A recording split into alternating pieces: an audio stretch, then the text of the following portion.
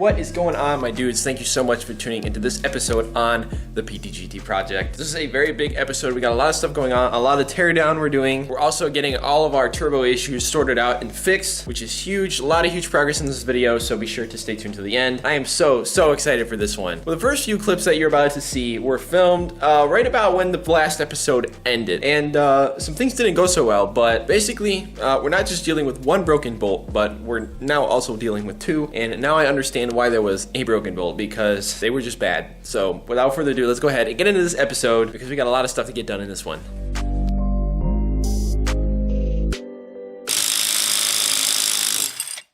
Oh my god, are you kidding me? I take that back, guys. 2 broken bolts. Oh my god. I'm not gonna lie, I probably could have prevented that, but like, who would have thought? I guess I understand why whoever broke this one off broke it off, because that was really stuck in there for some reason. This bolt was coming out just fine. Threads on this are gummed up, probably because corrosion and stuff and nasties can get in behind. I should have stopped. I know I should have stopped. I should have sprayed it. I should have used some heat on it, but I didn't think that would happen because we were using the impact and we were just pulling straight out, so I figured if I just yeeted it on a little bit, this thing isn't too powerful that it would come out, but that bolt's pretty small and brittle.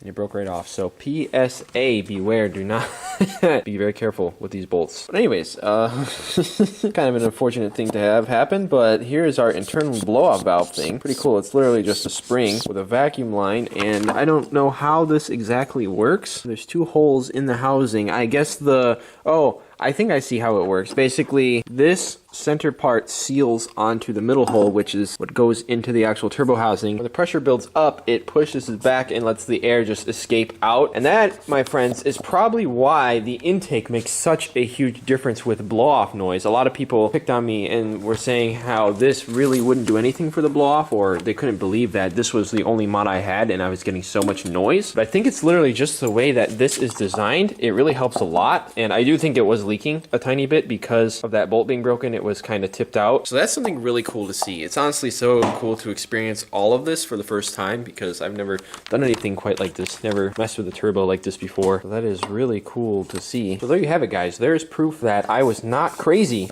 about the intake making the noise. We already had 1 bolt to deal with, so what's 1 more? I know you guys are gonna roast me down below. That's okay. I don't care. 2,000 years later. What I'm going to do today is try to use a small extractor on the bolts. These probably aren't the best extractors in the world, but they're what I have, so I'm going to try to drill a small hole and use a very small easy out on it. And hopefully, maybe I'll even use a little bit of heat, a little propane torch, and try to spray it down and get it really soaked up and see if I can get it to pull out.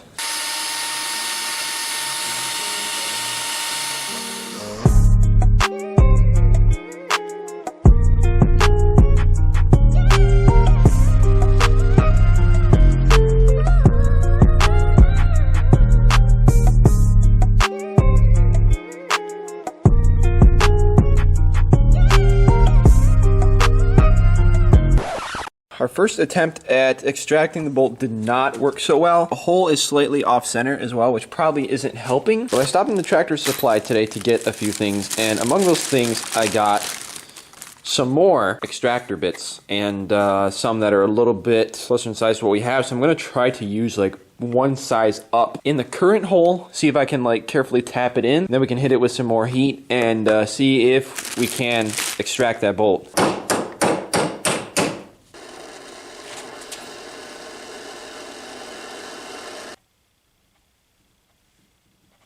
Our easy out is not working. That bolt is in there just too hard. It just keeps spinning and I can't go 1 size bigger. What I'm going to try to do is carefully keep drilling till we're all the way through. We might be able to chip this out. Finally, you can see right there kind of what's left of the bolt starting to come out.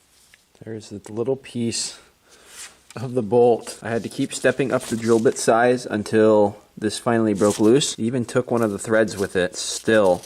That thing was in there. As you can see though, we did have to pretty much jack up the threads, which I was kind of hoping we wouldn't have to do, but we did end up having to do it, unfortunately. I don't think we'll have to change the hole at all. We might be able to use a 1/4 inch tap. Not sure, but in case we can't, we might have to go just 1 size bigger. I forgot what drill bit we ended up using. I think it was maybe 7/32, but we're gonna go ahead and give the easy out a shot over here on this. We're gonna see what we can do with this one. Hopefully we could get this out. I have faith. I've also been coating it with PV Blaster, so fingers crossed on this one, guys.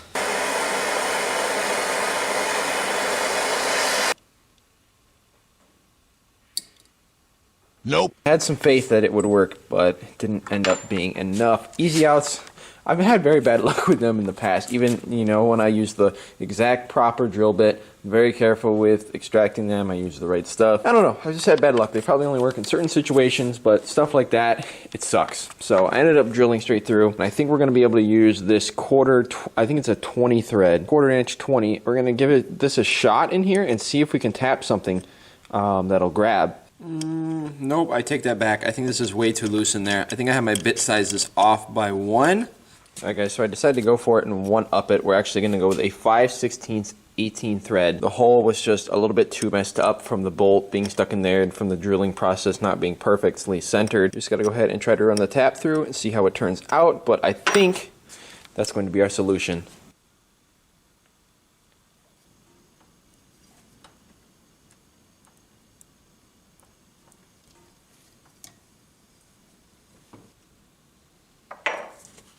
Oh, that's perfect. Look at that, guys. Perfectly tapped 5/16 hole. I'm super hyped on that, dude. We are getting some progress done. Wonder if I have a bolt over here that I could test in the hole. Actually, I think this one is 5/16, so let's give it a shot. Oh, look at that, baby.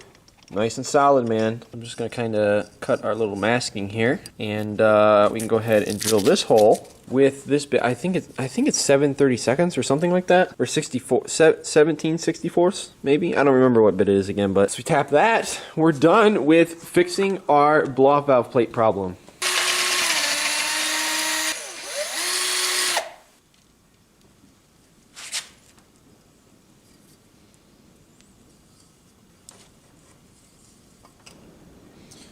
Alright guys, 2 perfectly tapped holes for our blow-off plate. That is exciting. Now that we got both these bolts drilled and tapped, that's a huge hurdle out of the way. Now we can move on to tearing this thing down and getting it apart, kind of getting ready to start with our timing stuff and getting our other stuff done, which I am super excited for. If you guys remember, like many years ago now, I made a timing belt video with this car. I was like 17. I had no clue what I was doing. I had no clue what I was getting into with that job, but I sent it and it took me forever, and it was really sketchy, but I got the whole job done eventually. Now we're gonna redo things with a little bit better belt. I'm also gonna throw a new aftermarket pump in there to make sure that everything is mint. And another big thing I wanna do is replace the middle motor mount, which I never did before and I definitely should have. But we're gonna take that out and replace that. And I'm gonna talk about that, but I'm gonna make like a whole timing belt, like Timing Belt the movie, when we actually get in there and take everything apart. And once it's all done and the job is all done, I'm gonna make a really awesome video out of that. But to get things started, we are going to start taking some things apart, make sure our AC is completely evacuated, and we're going to go ahead and remove these lines. I'm going to actually remove our upper radiator support and remove our whole radiator and everything as well. I'm going to pull all of that out of the way because I am probably going to be replacing some other things like AC compressor and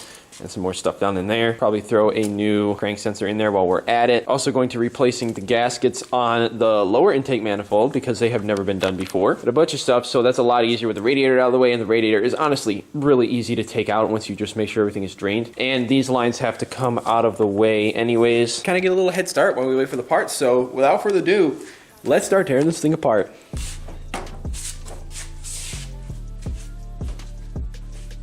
You know that the project is getting serious when you start draining the coolant. And we already drained quite a bit of coolant on the floor before when we removed coolant lines for the turbo. So that little piece of crap should be enough to catch it all.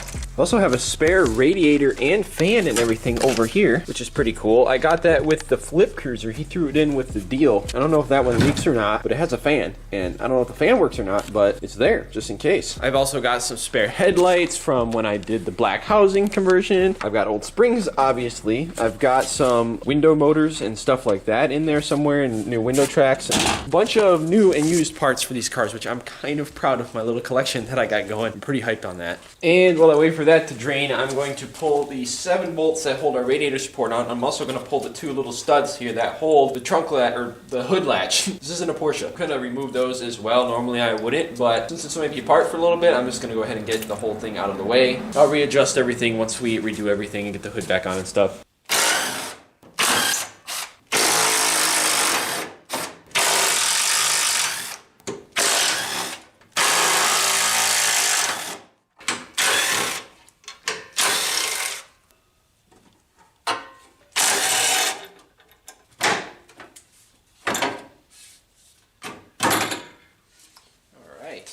I'm also going to go ahead and remove our transmission cooler and leave it here in the car. I'm probably gonna like zip tie it to this or something just so it stays up. But I am gonna remove it from the rest of the assembly rather than disconnect our lines just so we don't lose fluid right away. This is the condenser right here. It's between the transmission oil cooler and then the radiator. And there's 4 bolts. 2 of them are down below and they're kind of hard to get at, but it's not too bad. So you could do that and leave that in the car and take the whole radiator and fan out, and that gives you a ton more room. Since I had to evacuate the system anyways in order to remove the lines that are going to be in the way of our timing stuff, might as well pull the whole thing out. This AC line on this side gets in the way of this bolt a little bit, so I need to remove them anyways so that we can pull this out, so I might as well do that now. But it's easier to get at this bolt on this if the hose that runs up for the bottom one is out of the way a little bit. And because I have all the plastics off, you can kind of see down in here, I can get my wrench on the bolt and carefully spin it off. Now with that pain in the butt line freed up down there, it'll move around up in here and you can kind of move it out of the way so that you can get at this line a little bit easier. Since I have these swivel and little spanner wrenches here, super handy. I use them all the time now. It bends enough that I can get at it right from here, and it's actually really easy to pull it out now. Alright, now with our AC lines loosened up, I can bend this thing up and out of the way like so and get at this bolt a lot easier. We are deep in here right now, boys. Alright, we got it. Let's go. Alright, we have freedom. Now all we gotta do is undo our radiator hoses, which is quite easy because all we have is our upper. Ooh, that's a little bit of a spill. And our lower hose, which is right there. You can kind of see it because it's dark under there. The camera wasn't recording, but the hose is off. You can kind of see right there. That was nice and easy. All these hoses are new as well, so they all came off pretty easily. All that kind of stuff is really easy on this car, which is awesome. Now we just got this connector right here for the fan. Alright, we got it. Now there's just one last thing, and that is power steering cooler lines. One here and one down there. I forgot that this car had power steering cooler, but that's one last little thing, and then we can yank this whole thing out. Well, this is gonna make a mess. Alright, now with both of our lines out of the way, I don't think there's anything else holding this thing in. Let's see if we can pull it out.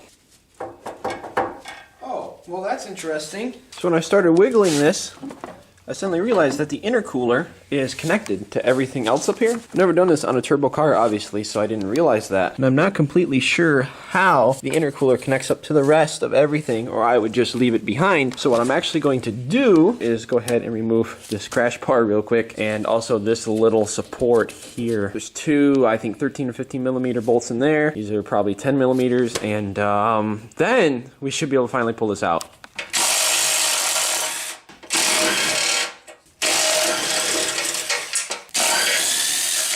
There's actually 2 bolts on the side here too, I forgot about.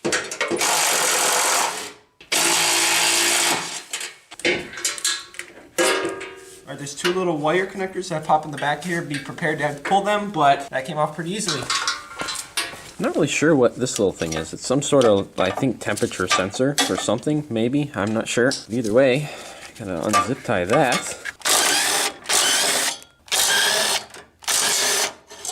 Nice. Alright, we should now have complete freedom. We'll see. There's probably going to be one more thing that's in the way.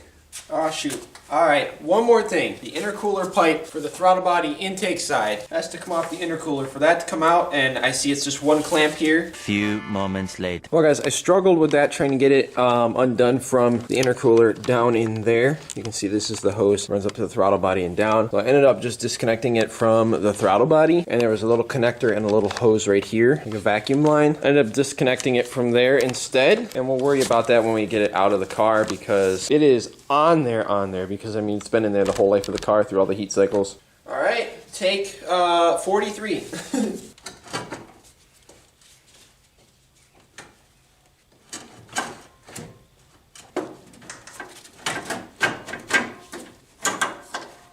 Alright, one more hurdle. One more. I think I am going to go ahead and remove this cooler because it is in the way. We're not going to lose too much fluid. I probably should have just done that originally. It would have made my life way easier. But I wanted to try it this way, and now I see that it is getting in the way a lot.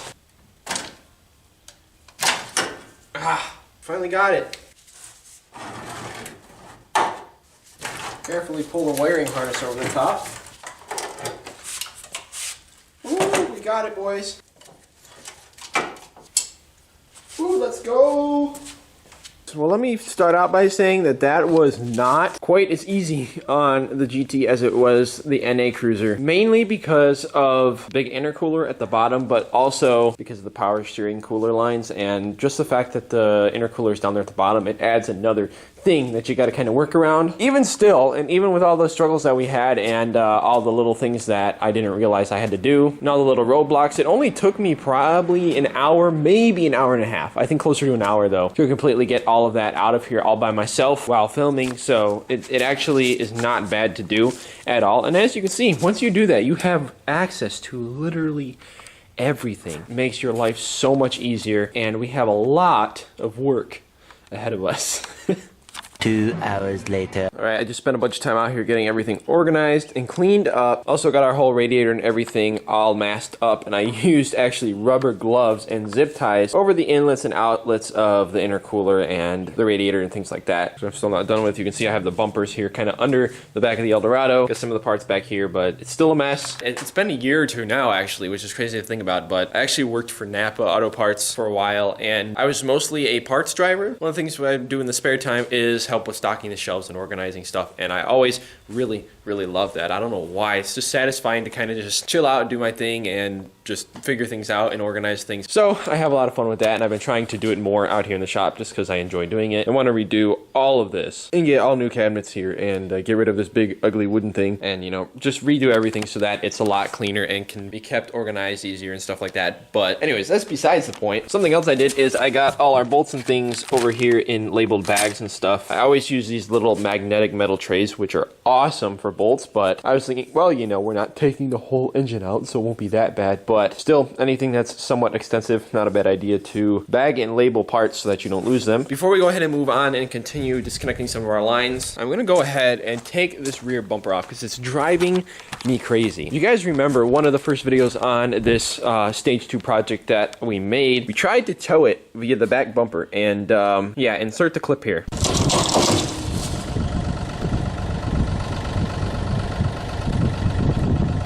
It was pretty funny, but it ripped this completely out because I had the tow hook wrapped around here.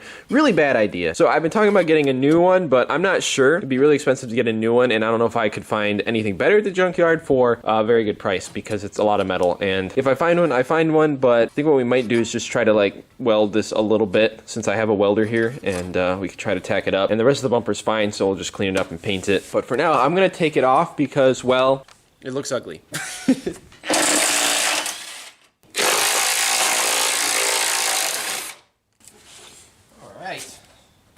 That looks slightly better, and that is not going back on until it looks better either. But anyways, back over here on the AC lines, we're going to go ahead and get these removed. It's just these 2 bolts here to remove these 2 lines. And then I'm probably going to just unbolt this ground wire real quick, get that out of the way. From there, we can go ahead and remove our upper torque strut slash motor mount thing, which is this right here. I have really nice custom aftermarket solid mounts for the top and the bottom. One of my favorite mods for sure, but we're going to go ahead and remove that. And I might try to remove this whole bracket here for the motor mount as well.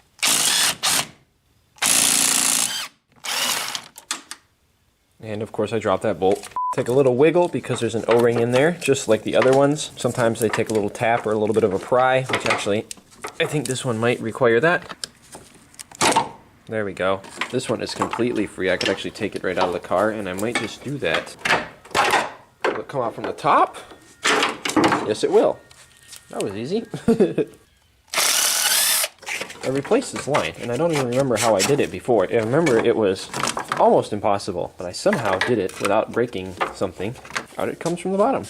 Very cool. And you don't have to fully remove them, but I am because I can right now, and it's easy to. And now with those out of the way, I'm just going to remove this little ground bolt. That is not a 10mm. It is indeed a 7/8 because that's a tractor supply bolt I put in there, so that I don't lose them. Now I'm also going to remove this bolt for our motor mount, and I cannot remember, but I may have to somehow tuck a wrench down underneath on the bolt, because I remember on one of my cars I was having issues with the bolt on the bottom. It's normally like spot welded on there, or it's like a wing nut where the little wing on it sticks out and catches so that you can loosen it from the top without having something underneath holding it, but I guess there's one way to find out. No, actually, I think the nut is staying in place, so that's good.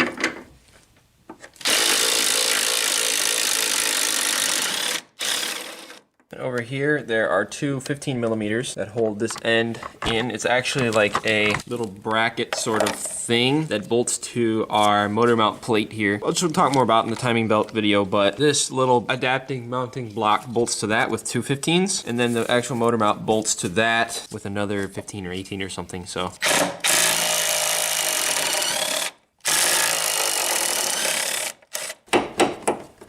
And with a little wiggling, it is out. And it turns out that this bolt was actually loose. Interesting. Could have been a cause of some vibration. So now you can already see there's way more room here, and this is our big mounting plate that is going to have to come out of the way in order to get at our timing stuff, and then this timing cover is going to have to come off. I'm also going to try to remove this bracket. It is a little bit of a pain to reach this big bolt back in here. I think it's like an 18, something like that. We got to get at that, and bolt here, and is there a bolt in here that's really hard to get at? I think so. I don't remember, but I am going to try to remove that, disconnect everything there, and that's going to give us a bunch more room as well. But I think I'm going to wait and do that in the next video when we actually talk about the timing. That is going to be the next episode of this project, I think at least, is our main timing video. So might take a little bit for that video to come out, but we got some exciting stuff coming, and I hopefully will be buying another car the next couple days. I'm just gonna say it, but hopefully we'll be buying a car, having a car reveal of some sort, doing a bunch of awesome stuff like that, and then you'll be seeing the next episode on this car. So man, that was some big progress. That felt really